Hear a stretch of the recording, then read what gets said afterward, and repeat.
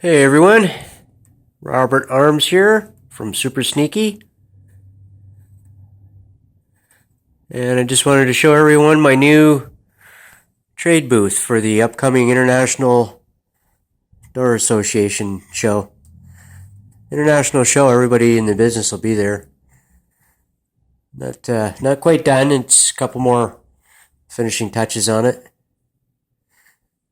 This is our new product that we're just launching. It uses all of our parts that we manufacture. It's called the flushmount garage door system. And it's a standard garage door that we convert using our parts. And when the door's closed, the outside face is flush with the outside wall of the building. So you can clad across it, and right across the door face, it'll look just like a wall. Let's have a look at the parts. So down here, let's see, adjustable bottom bracket that I came up with.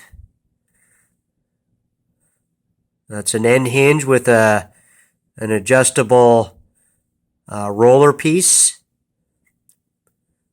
Haven't got that into production yet, but works. There's the Super Sneaky, the no tab version. We just cut the top of it off. And this door, by the time we have the furring strips on it and you put the cladding on it, this door is 4 inches thick.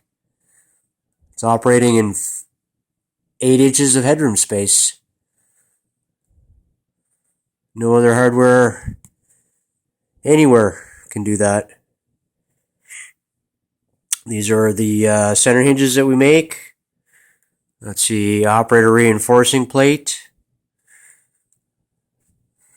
That's the operator right there, this guy here. That's our operator extension bracket that we bolt the operator to it.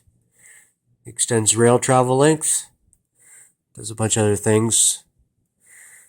This is my new solution for folks that just want a manually operating door and don't want an operator on it.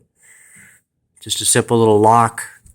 Not sure what they call them, a barrel spring lock, or I'm not. You can get them at Home Depot or Lowe's or any place. I just attach a little pole to it. A little catcher there. Just to keep it neat and clean, and when the door opens, the pole doesn't dangle down. Yeah, you just pull down on it. That would release it from the catcher piece above it. I don't have that hooked up because I got the garage door operator on there, and I would forget about it for sure, and I'd toast my door before I made it to the show. Yeah, so the way it works, the top tips in, and that's I've got a mathematical formula for cutting the track, and so let's see how it works.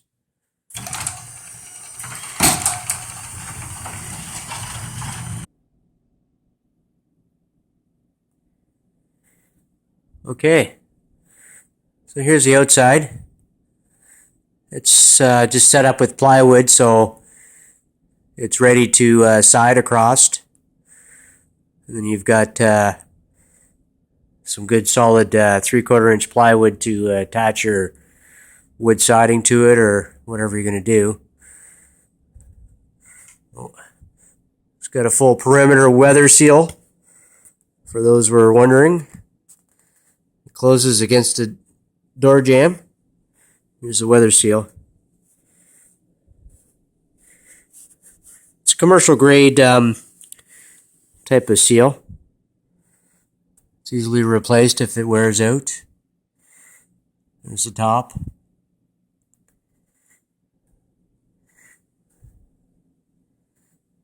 Okay.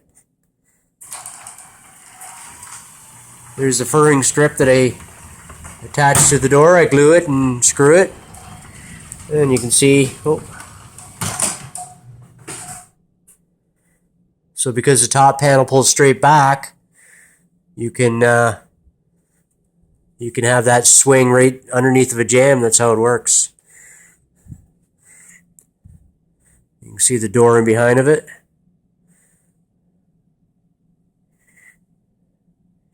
Pretty tight reveal. You should, by the time they put the cladding on there, should be able to get it to about 1/4 inch. Just a regular steel garage door. That's it.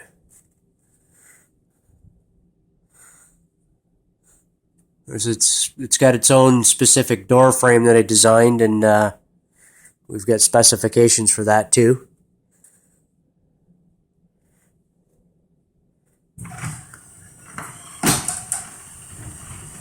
Yeah. Works nice and smooth. Uses just standard garage door parts, except for our hinges and parts and pieces that we manufacture. So that's it. So thank you very much. This is Robert from Super Sneaky, and we'll talk to you later.